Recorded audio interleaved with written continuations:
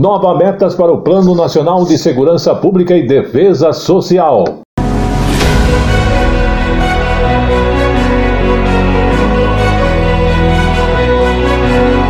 Brinquedos para o Dia das Crianças devem ser seguros e adequados e ter o selo do Inmetro, que garante a qualidade.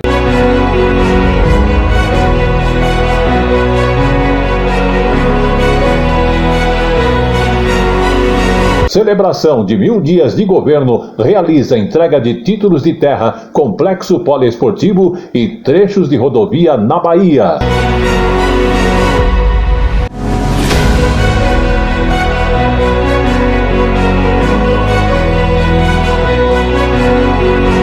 Pesquisa alerta para a saúde de cuidadores de idosos.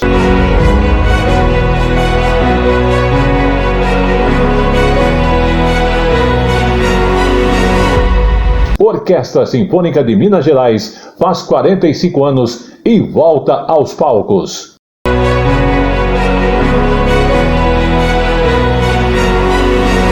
Tudo isso e muito mais em 1 minuto para você.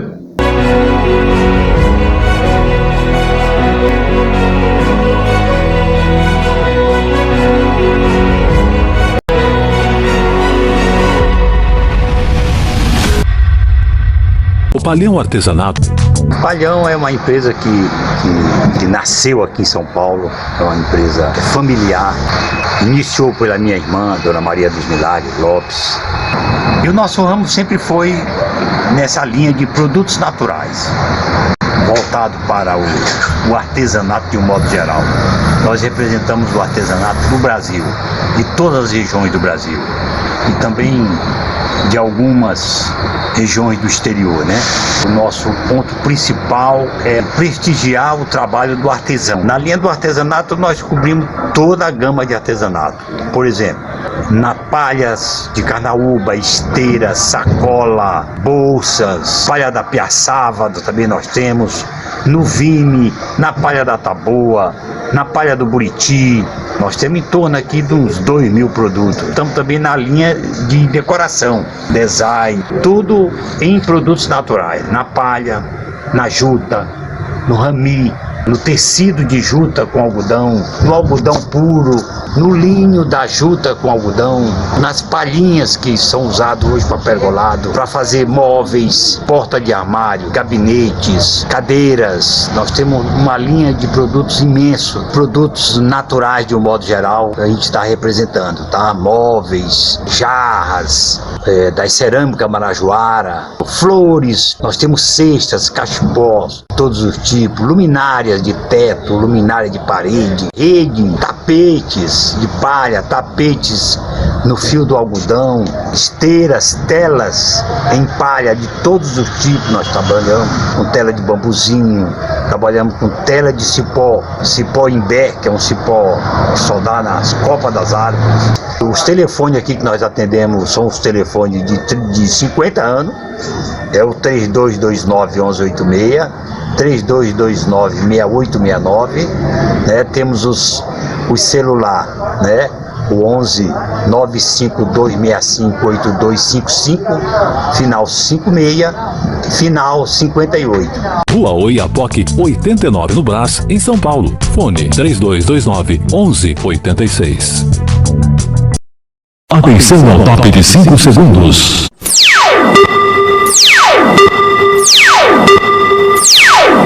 Está formada a partir de agora a rede da informação para todo o Brasil. No ar.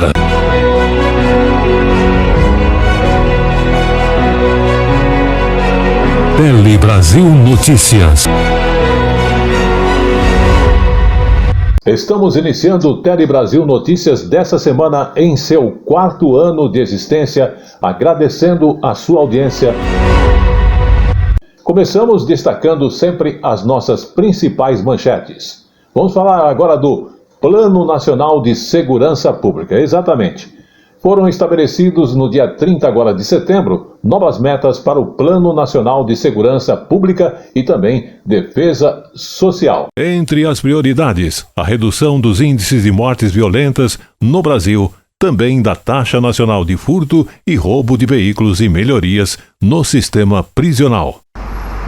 O novo Plano Nacional de Segurança Pública e Defesa Social tem o prazo de duração de 10 anos. São 13 metas a serem cumpridas até 2030. Entre elas, reduzir a taxa nacional de homicídios para abaixo de 16 mortes por 100 mil habitantes, reduzir a taxa nacional de mortes violentas de mulheres para abaixo de 2 mortes por 100 mil mulheres, reduzir o número de profissionais de segurança pública vitimizados em serviço em 30% e reduzir a taxa nacional de furto de veículos para abaixo de 140 ocorrências por 100 mil veículos. O aumento do número de profissionais de segurança pública trabalhando em presídios e de presos estudando e trabalhando também são metas do plano. O documento também define 12 ações estratégicas que vão desde a otimização da gestão dos órgãos de segurança pública e defesa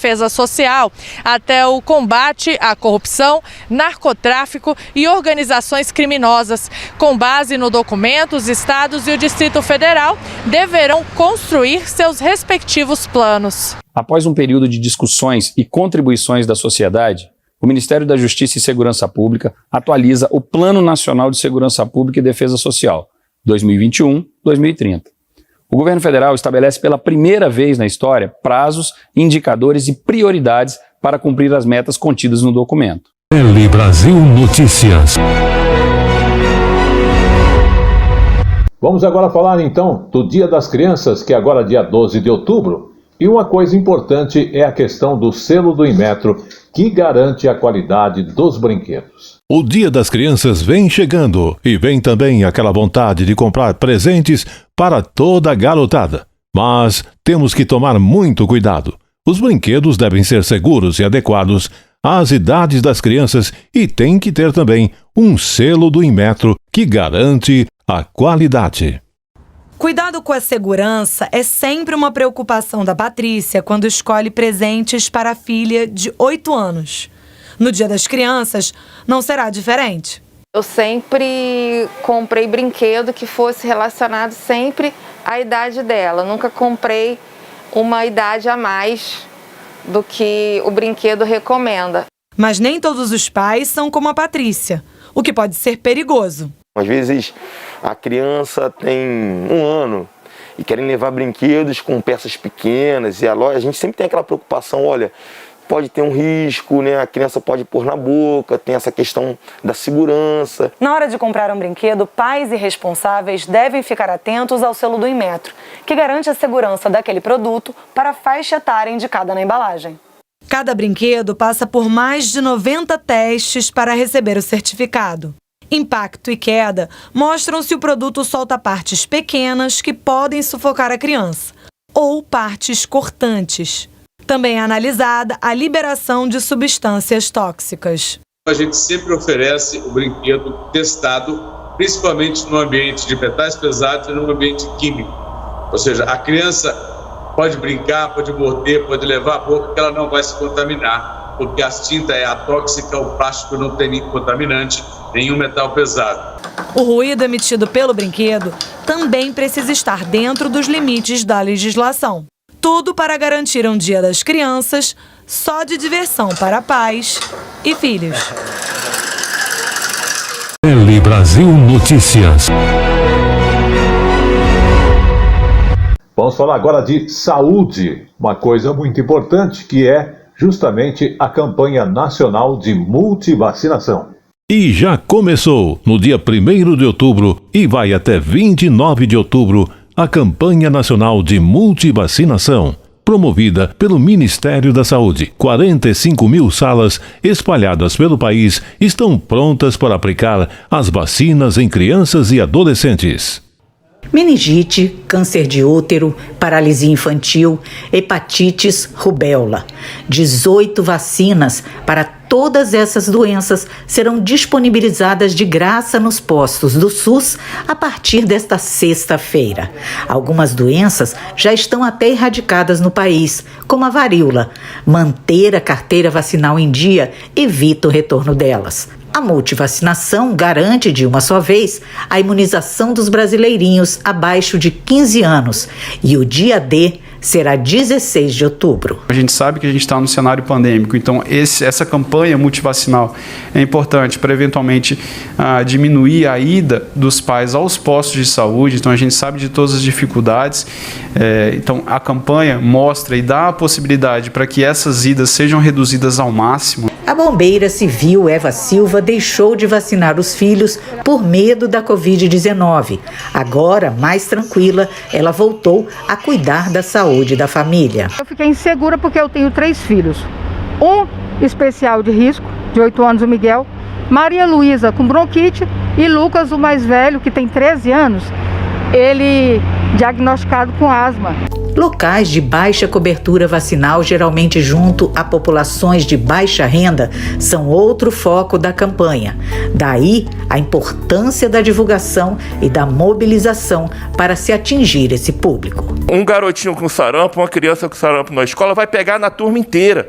Então a gente tem que fazer realmente uma barreira, estimular essa vacinação e com isso impedir mortes completamente evitáveis. Tele Brasil Notícias.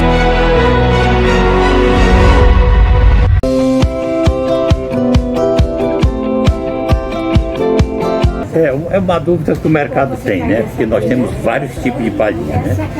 Então, e o mercado normalmente fala de palha sintética, mas não tem nada a ver. Então nós temos a linha da palhinha, que é a linha, é uma linha de uma palha natural, que essa palha precisa ser hidratada para poder ser aplicada em cadeira ou em móveis, de um modo geral. Porta de armário, cabeceira de cama. Então ela precisa ser hidratada para poder ser trabalhada com ela. Tá? Existem as palhas também de fibra de celulose, que é um outro tipo de palha natural, aceita qualquer tipo de tingimento, tinta, verniz, impermeabilizante, tá? Resinas, etc. E nós temos outro tipo de palha, que é a palha feita de celulose, que é uma palha também natural, nas medidas de 50, de 80 de largura. E outra linha de palha, que seria a palha de PVC com poliéster, que é uma linha nova, que só o palhão tem esse material, e nós estamos trazendo agora em outras cores. Além disso, nós temos a linha das palhinhas de fibra de celulose com larguras de 1,40, de 1,60, de 1,80, de 2 metros de largura, que é um material que sai bem mais em conta do que as palhinhas sextavadas, né? Porque por causa da largura do material. Então, essa linha de materiais é o que o mercado hoje está procurando e está usando. Tá? E há uma falta muito grande desse material no mercado. Mas nós estamos conseguindo, de uma forma e de outra, ter uma linha de material para poder atender toda essa linha de produtos para móveis. Tá?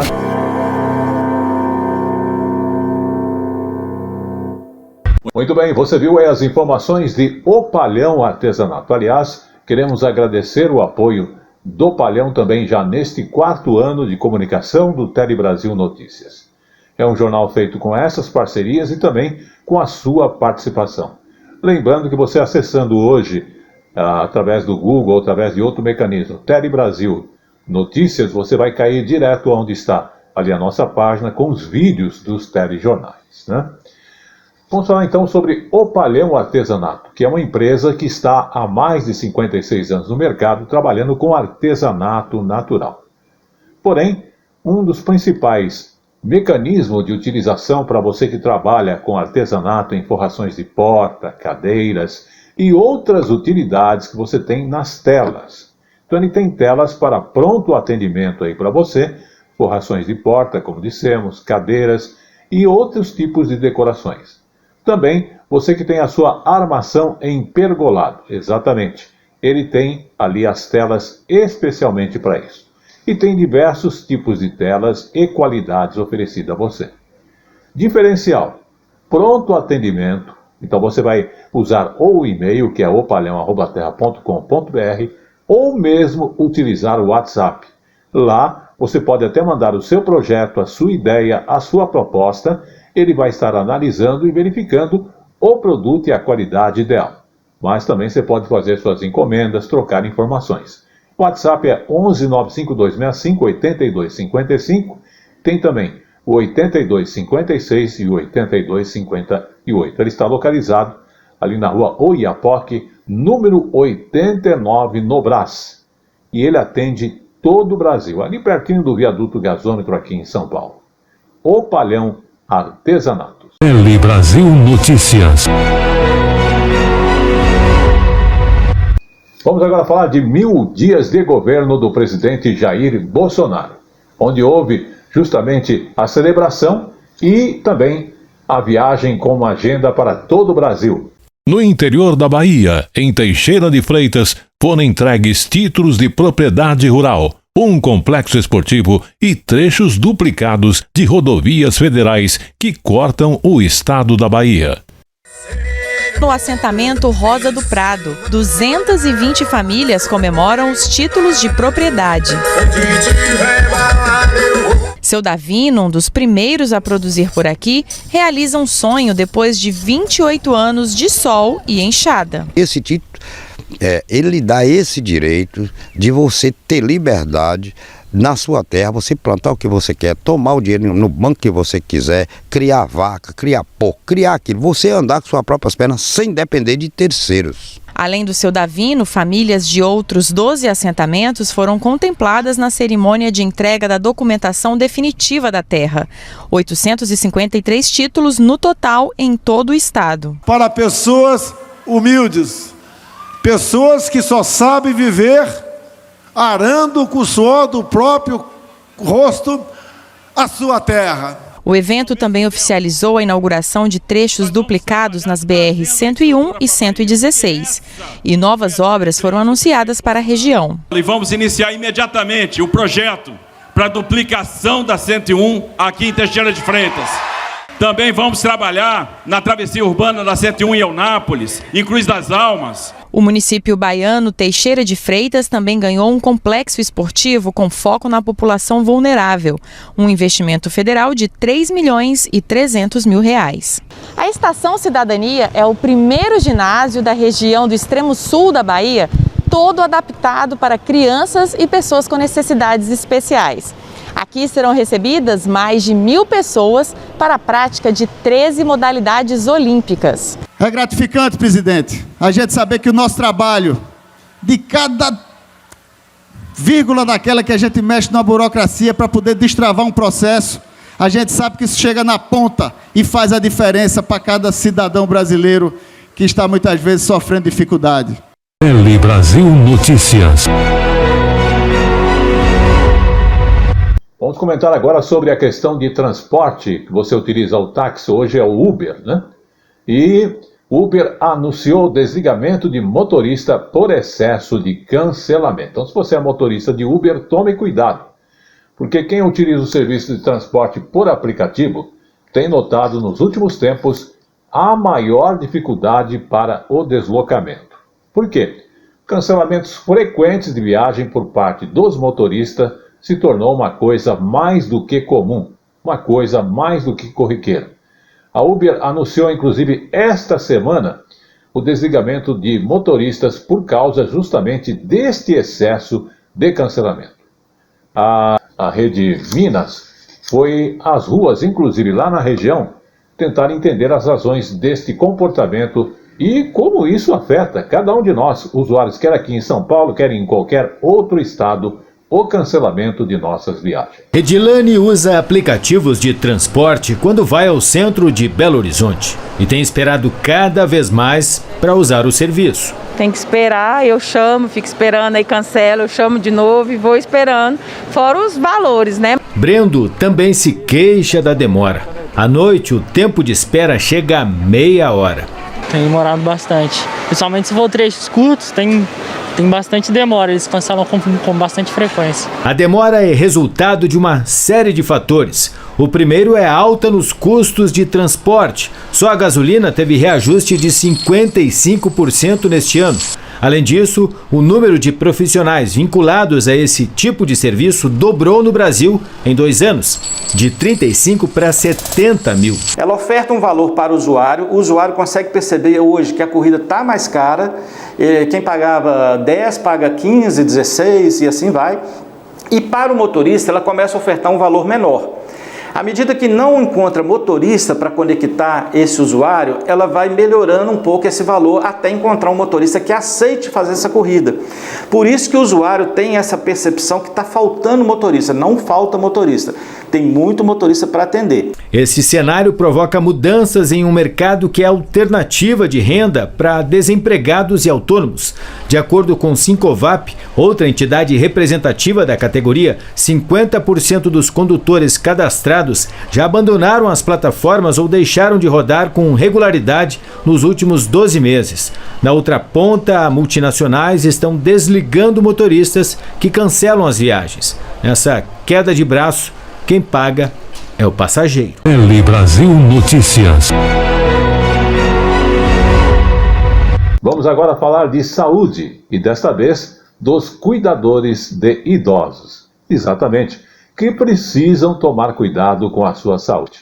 Tivemos no mês de setembro o Dia do Idoso, que é um retrato do que vem acontecendo na casa de muitos de nós brasileiros.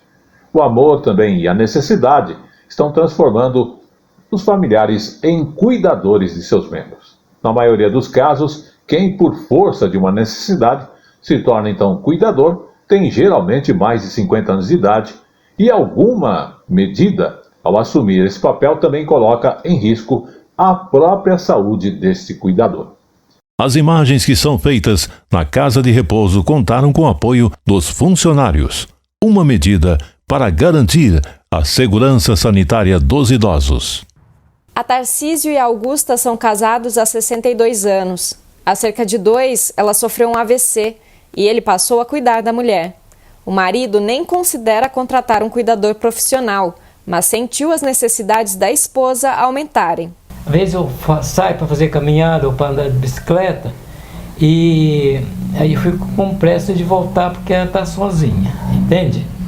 Isso aí ela sempre fala, volta logo, e eu aceito isso aí, eu acho que ela tem razão mesmo, porque é muito ruim ficar sozinho, viu? O Instituto Lado a Lado pela Vida entrevistou mais de 2.500 cuidadores de todo o país, entre profissionais e familiares, e constatou que 6 em cada 10 têm pelo menos 50 anos.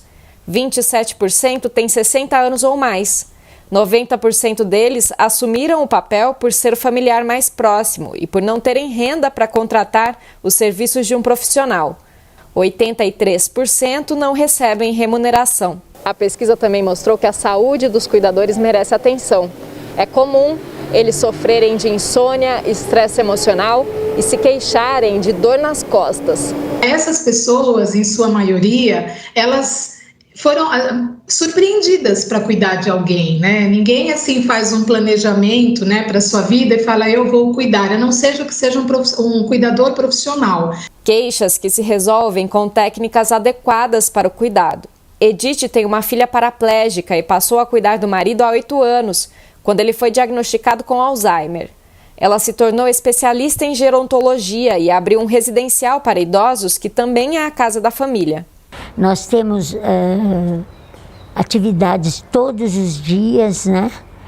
E me preocupo em desenvolver a memória, em recuperar a cognição, a alegria, né? A socialização, que é o que eu procuro aqui. Acertando e errando, né? A técnica em enfermagem e cuidadora profissional que trabalha no residencial diz que o trabalho exige amor. A família, ela vai agir com a emoção, com o carinho que tem pelo idoso. E aqui nós vamos na técnica, né? Com amor, mas com técnica. Você saber pegar, você saber lidar com aquele momento quando o residente surta. E a familiar não tem esse preparo.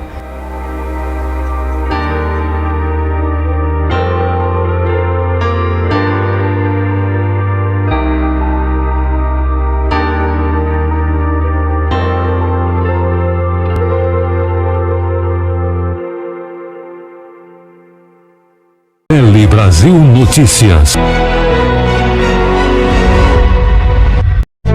Você que curte decoração, o Palhão Artesanato é o lugar certo. Aqui tem tudo em artesanato e vime nacional e importados. Telas, esteiras, cestas, bolsas, chapéus, móveis, cerâmica e muito mais. Palhão Artesanato, há 50 anos atendendo a todo o Brasil, agora também com loja virtual. Acesse opalhão.com.br. Rua Oiapoque, 89 no Brás, em São Paulo. Fone 3229-1186.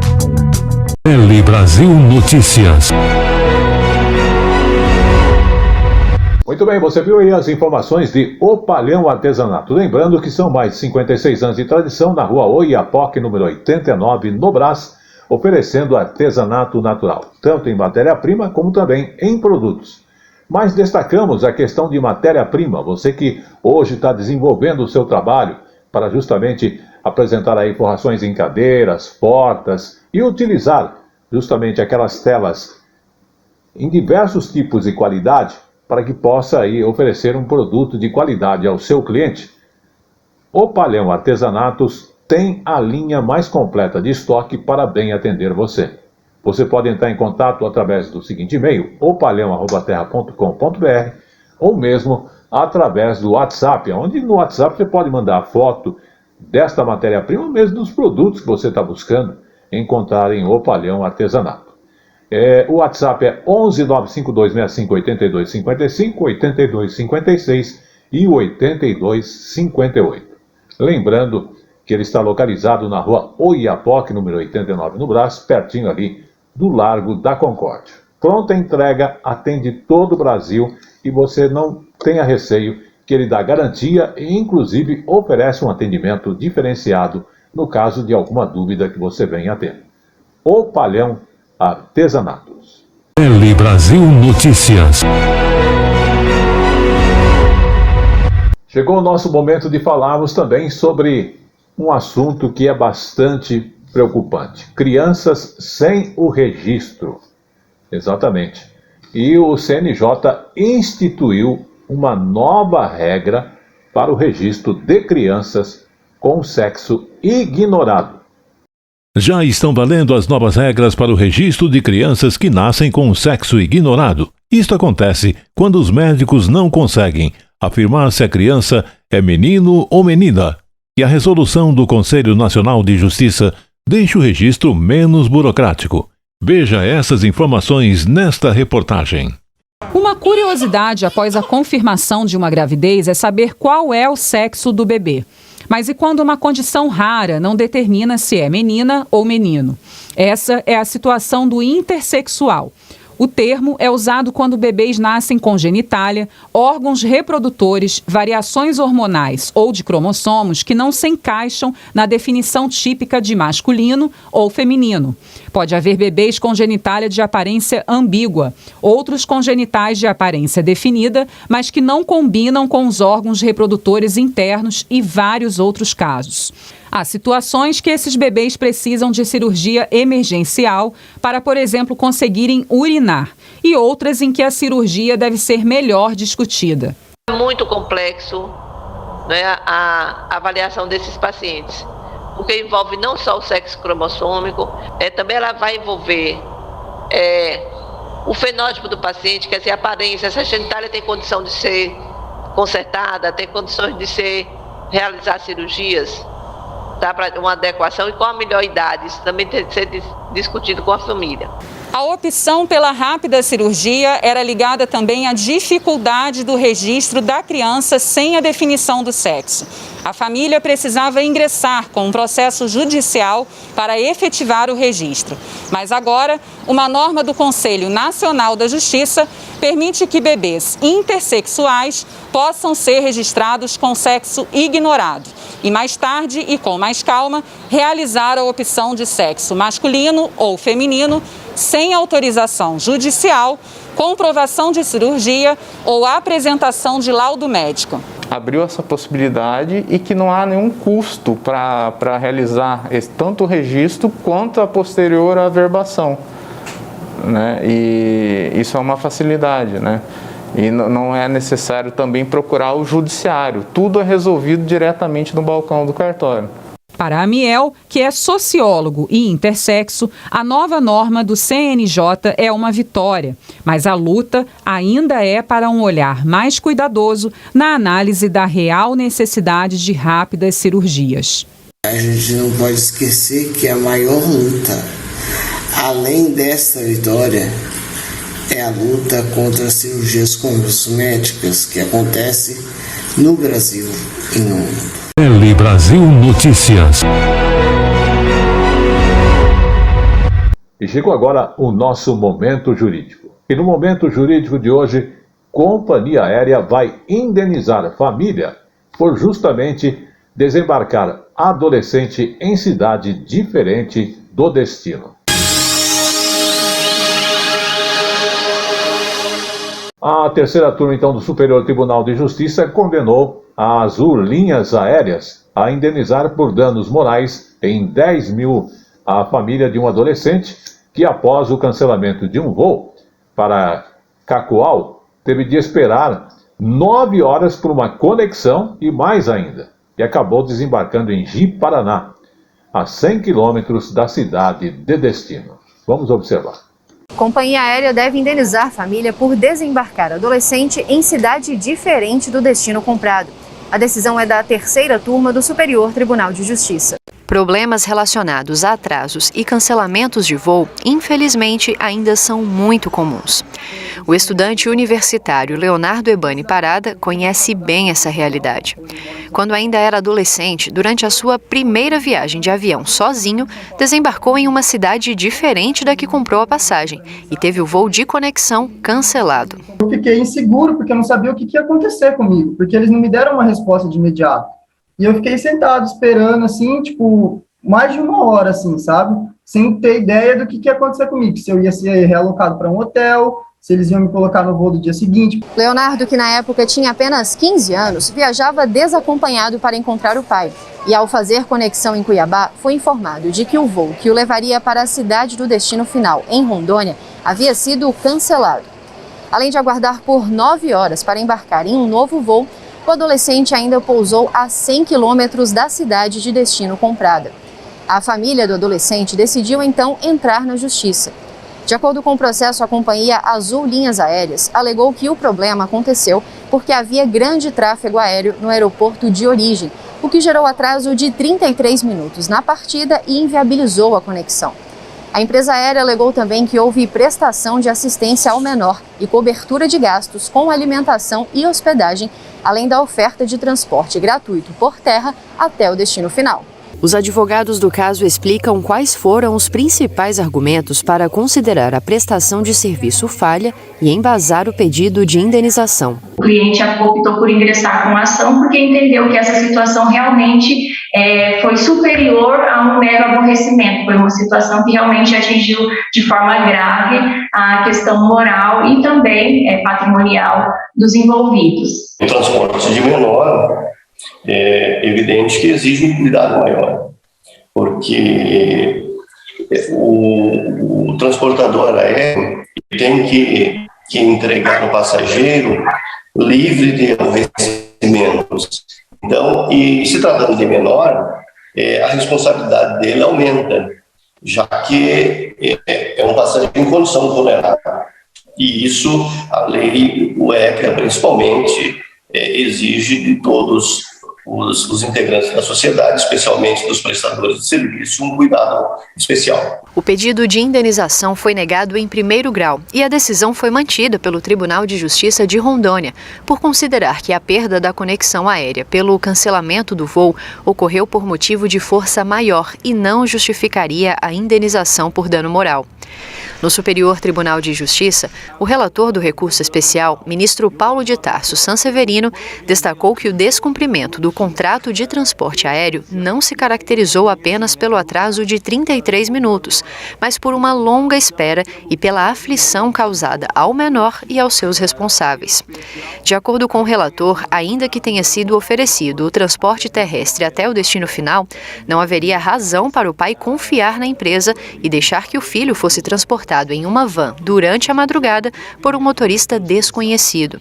Ao concluir que foram horas de total insegurança para os pais e para o menor, gerando transtornos pessoais e profissionais, o relator pontuou que ficou evidenciado o direito à indenização. Além de R$10 mil por danos morais, a terceira turma condenou a Azul a indenizar o pai do adolescente pelos custos do deslocamento até a outra cidade. Tele Brasil Notícias. Muito bem, vamos falar agora da Bahia e das baianas do Acarajé, que buscam uma renovação do seu título de patrimônio cultural. O trabalho das baianas de Acarajé deveria ter o título do Patrimônio Cultural do Brasil renovado em 2015. Mas, até o momento, isso não foi feito pelo Instituto do Patrimônio Histórico e Artístico Nacional. As quituteiras estão preocupadas com a preservação da identidade da iguaria. Reportagem da TV Educativa da Bahia. No tabuleiro da simpática Mari, a receita segue à risca a tradição secular passada de geração em geração. Há 29 anos é assim, toda caracterizada, que ela sobrevive da venda dos quitutes. Além da pimenta, o amor à profissão dá o toque final. O nosso trabalho, nossa profissão tem história, tem cultura, tem um legado. E por onde a gente anda pelo centro histórico, lá estão elas, representantes da identidade baiana, fazendo o que sabem de melhor. O quitute, que é símbolo da cultura afro há mais de 300 anos. Esse ofício é considerado patrimônio cultural do Brasil desde 2005. Mas no momento o título é ameaçado em virtude das alterações no perfil das profissionais do tabuleiro. Quando o título venceu em 2015 e ninguém falava em renovar, nós começamos a ficar preocupadas. Por quê? Porque estava havendo muita descaracterização das baianas em si, não só em Salvador, mas em todo o estado.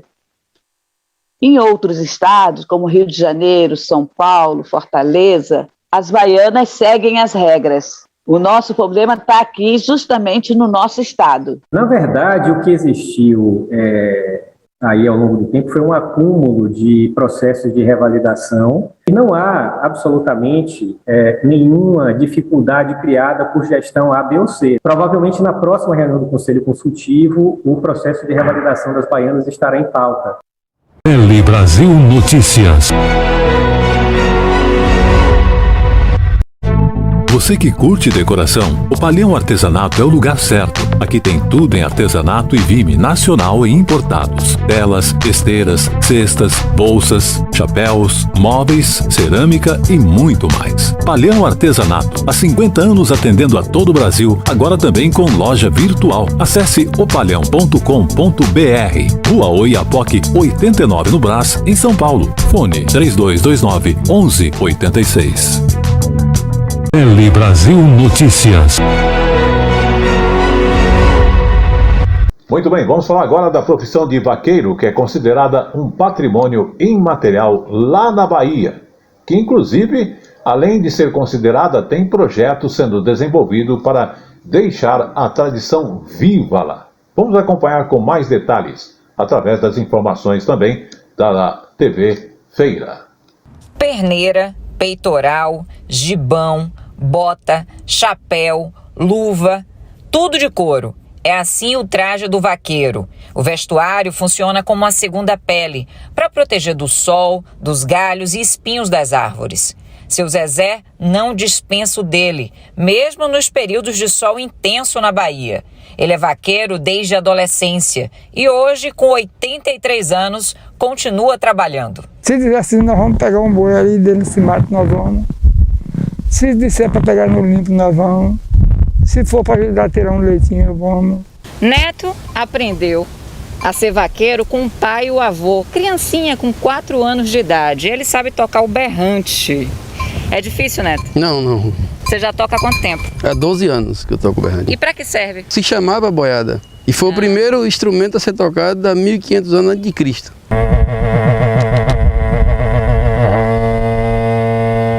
A profissão de vaqueiro é uma das mais antigas ocupações e virou patrimônio imaterial da Bahia em 2011. Para manter cada vez mais viva essa cultura, a Associação Brasileira de Criadores de Cavalo de Passeio e Esporte criou o projeto Vaqueiro e Suas Raízes. A equipe passou 45 dias visitando diversas regiões de 5 municípios da Bahia. O resultado é um documentário de 36 minutos e um livro que mostram as tradições cultivadas pelos vaqueiros, como as missas, cavalgadas e as vaquejadas. A gente está falando da criação de um acervo que aqui 100 anos vai estar lá tudo registrado para as pessoas conhecerem o que é o vaqueiro e suas raízes.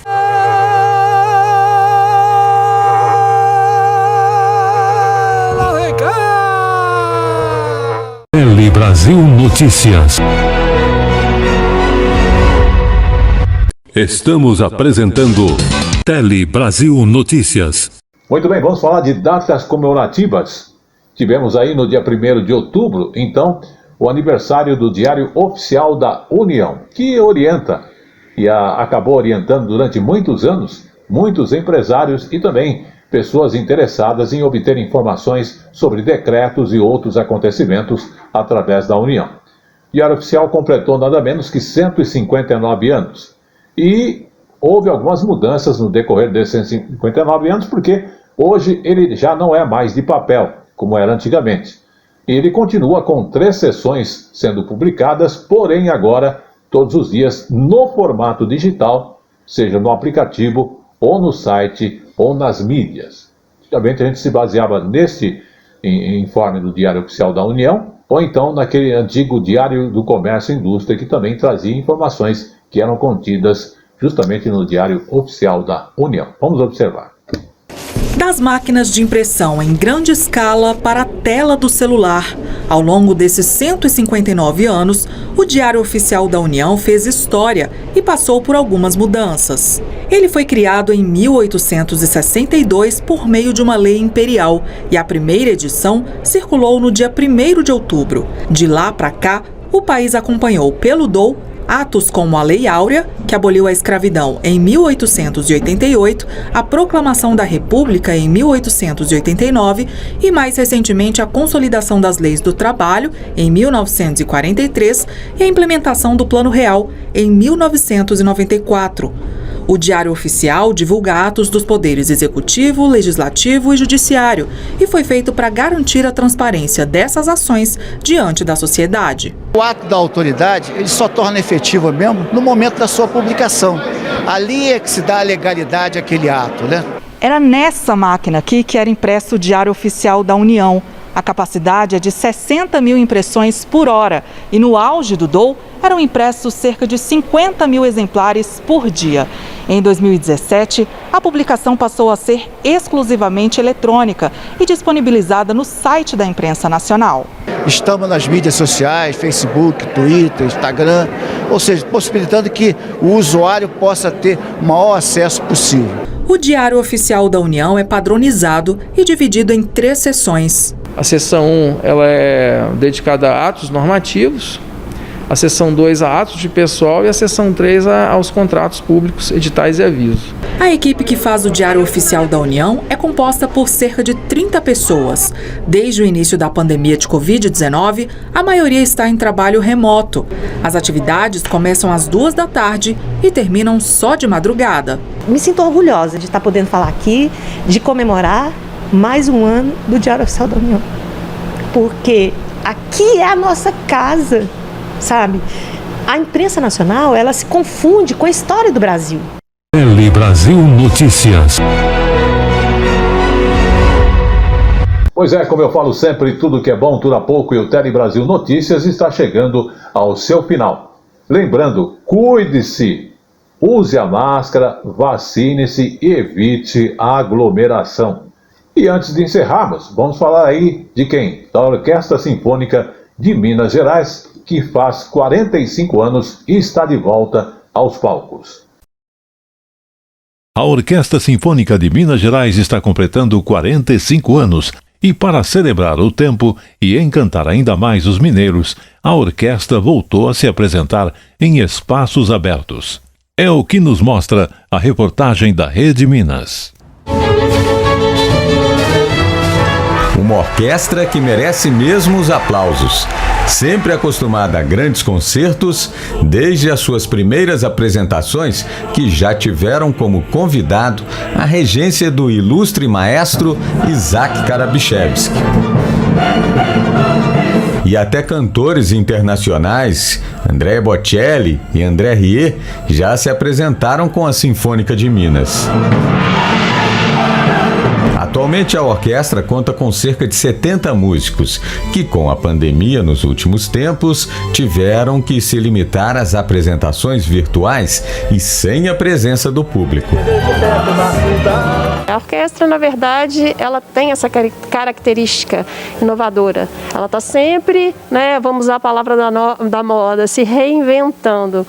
E a gente pode ver isso muito na pandemia. Na volta dos músicos, peças do barroco italiano, Mozart, Vivaldi e Pergolesi. O atual regente da Sinfônica, o maestro Silvio Viegas, descobriu a música erudita ainda jovem, na adolescência. A primeira vez que eu assisti a Orquestra Sinfônica de Minas Gerais, eu tinha 12 anos de idade. E foi no concerto com Carlos Alberto Pinto Fonseca regendo. E eu fui assistir porque ele estava fazendo uma das sinfonias preferidas minhas, que era a Sexta de Tchaikovsky, a Patética. Parabéns, Orquestra Sinfônica de Minas, que venham mais 45 anos. Tele Brasil Notícias. Muito bem, esse foi o Tele Brasil Notícias dessa semana, agradecendo a sua audiência, também os apoios técnicos do Pedro Henrique. E lembrando, ao encerrar o Tele Brasil Notícias, na sequência teremos o Polícia em Ação e também o Tele Brasil Esportes no ar. Em nosso quarto ano, algumas mudanças são importantes para mantermos as nossas informações sempre perto de você. Até lá!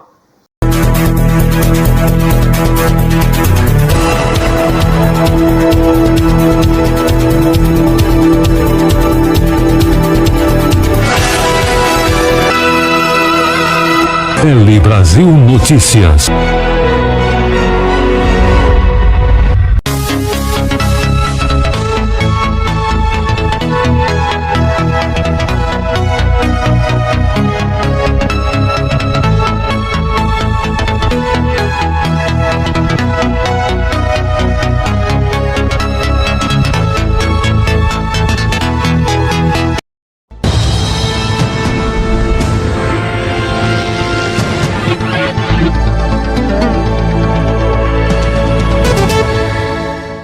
Num oferecimento de O Palhão Artesanato, há mais de 56 anos de tradição na Rua Oiapoque, número 89, oferecendo artesanato natural em matéria-prima e também em produtos, mais de 3.000 itens diferentes, mais em matéria-prima, telas em diversos formatos, categorias para você, em artesanato natural e mais pergolados, você encontra lá telas também para pergolados. E lembrando, pronto atendimento, Rua Oiapoque, número 89, no Brás. Aliás, também você faz o seu pedido por e-mail, opalhão@terra.com.br e mais ainda, WhatsApp 11 95265 8255, 8256 e 8258.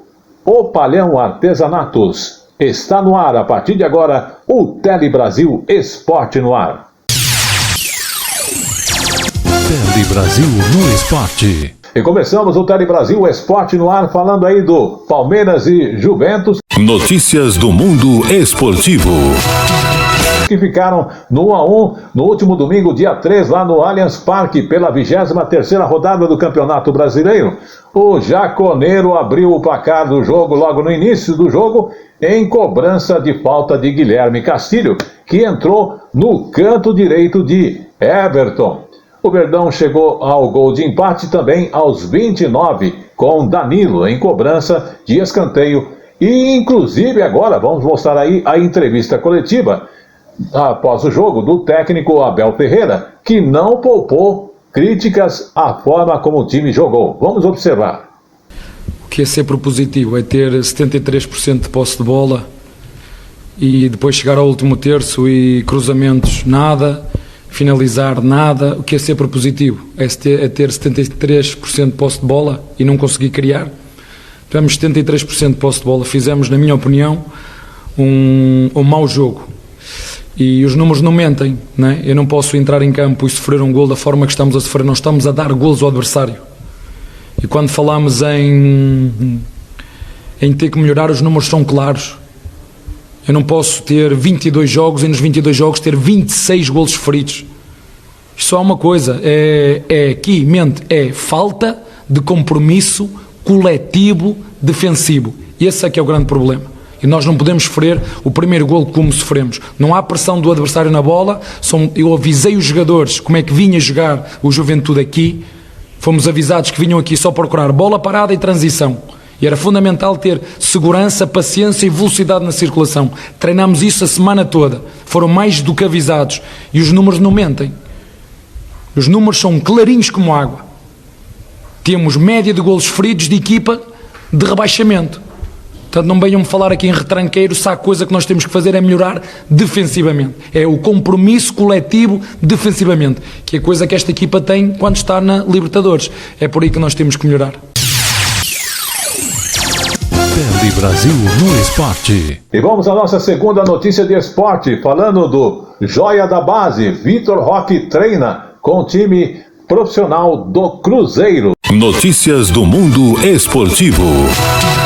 Exatamente, falando então do Cruzeiro.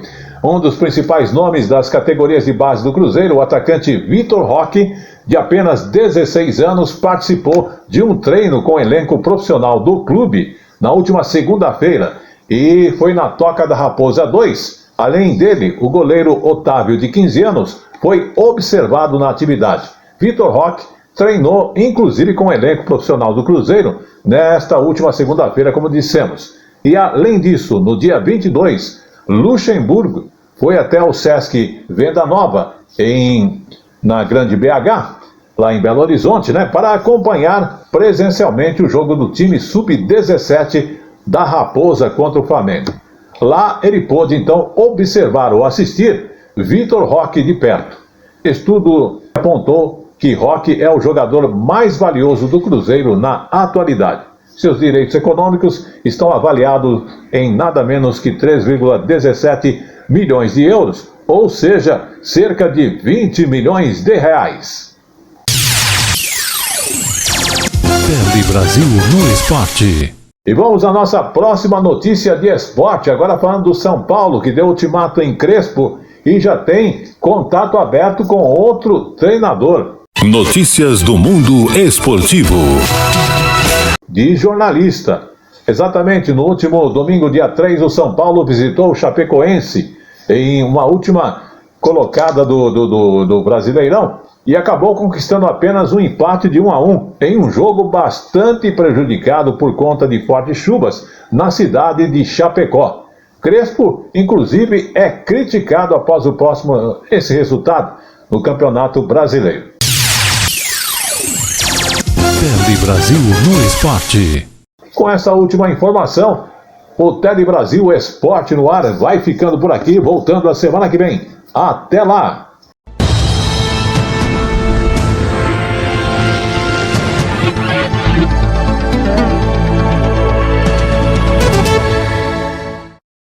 Está entrando no ar a partir de agora o nosso quadro Polícia em Ação.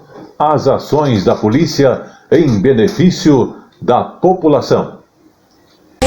Polícia em Ação. E começamos o nosso quadro Polícia em Ação com a primeira ação da Polícia Militar Rodoviária, que apreendeu nada menos que 11 milhões de reais em espécie durante uma abordagem policial realizada no último dia 30 de setembro, lá em Presidente Prudente, interior paulista. E é interessante que as notas estavam no interior de um caminhão que trafegava pela rodovia Raposo Tavares, acredite se quiser, que liga a capital paulista ao Mato Grosso do Sul. Então a polícia apreendeu, como dissemos, nada menos que 11 milhões no caminhão. E os policiais encontraram justamente esses 11 milhões aonde? Em um teto falso no caminhão. E segundo a polícia, os pacotes tinham 7 milhões de reais e quase 800 mil dólares. Exatamente. O motorista, é lógico, o que aconteceu? Foi preso em flagrante e encaminhado para a Polícia Federal, onde foi aberta uma investigação para descobrir a origem do dinheiro. Vamos acompanhar. As notas estavam no interior de um caminhão que trafegava pela rodovia Raposo Tavares, que liga a capital paulista ao Mato Grosso do Sul. Os policiais encontraram um teto falso no caminhão. Segundo a polícia, os pacotes tinham 7 milhões de reais e quase 800 mil dólares. O motorista foi preso em flagrante e encaminhado para a Polícia Federal. Foi aberta uma investigação para descobrir a origem do dinheiro. Polícia em ação. E vamos agora ao nosso segundo caso do Polícia em Ação. Tivemos agora no dia 4 de outubro o Dia Mundial dos Animais, que justamente tem o objetivo de chamar a atenção sobre a necessidade de se proteger e respeitar toda a vida animal. Infelizmente, ainda são comuns casos de maus-trato contra a fauna doméstica, silvestre e exótica. E justamente o hashtag Dia dos Animais Pegadas, e onde se comemorou no dia 4 de outubro o Dia Mundial dos Animais. Vamos observar. Os CETAS e o CRAS são aqueles órgãos responsáveis por receber esses animais, realizar o tratamento e fazer com que ele possa ser reintroduzido à natureza. Então, todo o processo de reabilitação é feito. Correção nutricional, tratamento, vida em grupo. Então, todo um trabalho que pode demorar de semanas até anos é feito para que esses animais voltem para a natureza.